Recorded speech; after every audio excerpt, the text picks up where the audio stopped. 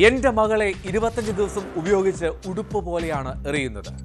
അപമാനഭാരം സഹിച്ചു മടുത്തു. തിരുവനന്തപുരം കമലേശ്വരത്ത് മകൾ ഗ്രീമയ്ക്കൊപ്പം ജീവനൊടുക്കിയ സജിത ബന്ധുക്കൾക്കയച്ച ആത്മഹത്യാക്കുറിപ്പിലെ വരികളാണിത്. 200 പവൻ സ്വർണവും വീടും സ്ഥലവും അടക്കമുള്ള സ്വത്തുക്കളും നൽകി വിവാഹം നടത്തിയിട്ടും 1 മാസം മാത്രമാണ് ഗ്രീമയും ഭർത്താവ് ഉണ്ണികൃഷ്ണനും ഒരുമിച്ച് കഴിഞ്ഞത്. സംഭവത്തിൽ ഉണ്ണികൃഷ്ണനെ പോലീസ് കസ്റ്റഡിയിലെടുത്തു. വിദേശത്തേക്ക് മടങ്ങാൻ ശ്രമിക്കുന്നതിനിടെ മുംബൈയിൽ വെച്ചാണ് ഇയാൾ പിടിയിലായത്.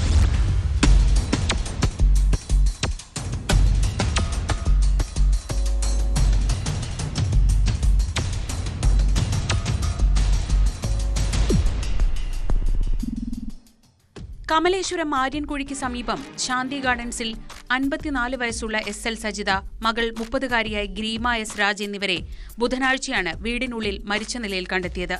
മരണത്തിന് ഉത്തരവാദി ഗ്രീമയുടെ ഭർത്താവാണെന്ന കുറിപ്പ് എഴുതിവെച്ചാണ് ഇരുവരും ജീവനൊടുക്കിയത്. ഞാനും മകളും ആത്മഹത്യ ചെയ്യുന്നതിന് കാരണം ഗ്രീമയുടെ ഭർത്താവ് BM ഉണ്ണികൃഷ്ണൻ ആണെന്ന് പറഞ്ഞാണ് കുറിപ്പ് തുടങ്ങുന്നത്. എന്റെ മകളെ 25 ദിവസം ഉപയോഗിച്ച ഉടുപ്പ് പോലെയാണ് എറിയുന്നത്. മോൾ കെഞ്ചി കരഞ്ഞിട്ടും അവന് വേണ്ട. പിരിയാൻ തക്ക കാരണങ്ങളൊന്നുമില്ല. അപമാനഭാരം ഇനിയും സഹിക്കാൻ വയ്യ. മടുത്തു, മതിയായി എന്ന് കുറിപ്പിൽ എഴുതിയിട്ടുണ്ട്. സയനൈഡ് കഴിച്ച് ജീവനൊടുക്കാൻ പോകുന്നുവെന്ന് കാട്ടി വാട്സപ്പിൽ സുഹൃത്തുക്കൾക്കും ബന്ധുക്കൾക്കും കുറിപ്പ് അയക്കുകയും ചെയ്തു. ഗ്രീമയുടെ വിവാഹം കഴിഞ്ഞിട്ട് 6 വർഷമായി.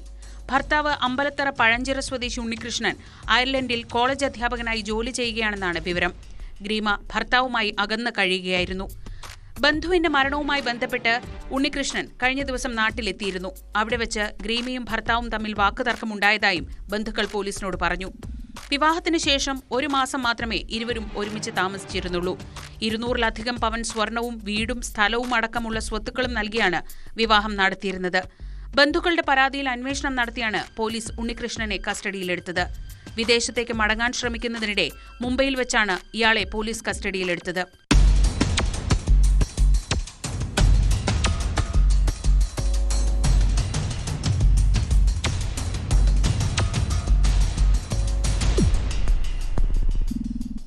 സജിതയുടെ ഭർത്താവ് retired agricultural deputy director N Rajeev 3 മാസം മുൻപാണ് മരിച്ചത്.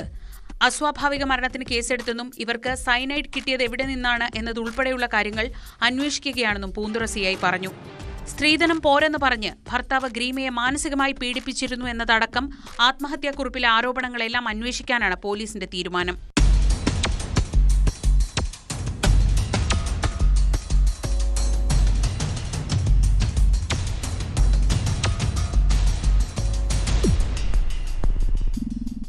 ന്യൂസ് 18 തിരുവനന്തപുരം.